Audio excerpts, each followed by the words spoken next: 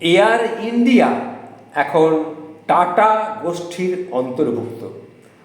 আজ আবারও প্রমাণ হলো কেন মানুষ টাটাকে এত ভালোবাসে। আহমেদাবাদ বিমান দুর্ঘটনায় নিহতদের 1 কোটি টাকা করে ক্ষতিপূরণ দিতে চেয়েছে টাটা কোম্পানি। টাটা গোষ্ঠী যারা নিহত হয়েছেন বিমান দুর্ঘটনায় তাদেরকে 1 কোটি টাকা করে ক্ষতিপূরণ দিতে চেয়েছেন। আহতদের উচ্চমানের সম্পূর্ণ চিকিৎসার ব্যয়ভার টাটা সংস্থা টাটা গোষ্ঠী বহন করবে বলে জানিয়েছে।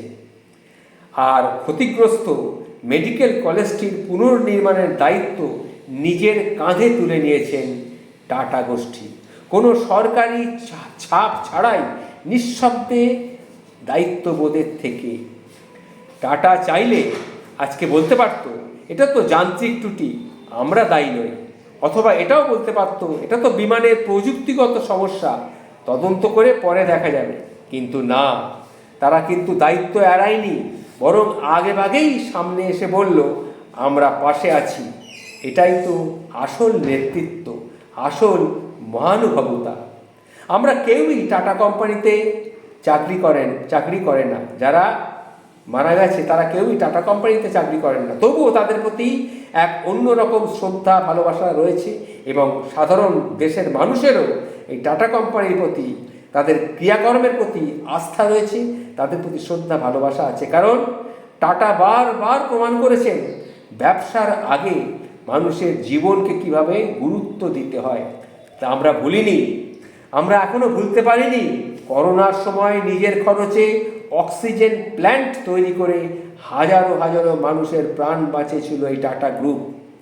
তাজ হোটেলে জঙ্গি হামলার পর একটিও কর্মচারীকে তারা কিন্তু ছাঁটাই না করে, বরং তাদের পরিবারের দায়িত্ব নিয়ে মানুষের পাশে দাঁড়িয়েছিল টাটা গ্রুপ। আজও এই দুর্ঘটনার পর টাটা গোষ্ঠী আমাদের শেখালো দায়িত্ব মানেই আদালতের রায় নয়, বরং নৈতিকতার একটা প্রতিশ্রুতি।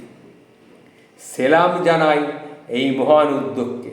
আজকের দিনে ভারতবর্ষে যদি কিছু নাম সত্যিই বিশ্বাসযোগ্য হয়, তার মধ্যে টাটা 1 নম্বরে থাকবে। প্রণাম জানাই স্বর্গীয় রতন টাটা মহাশয়কে, প্রণাম।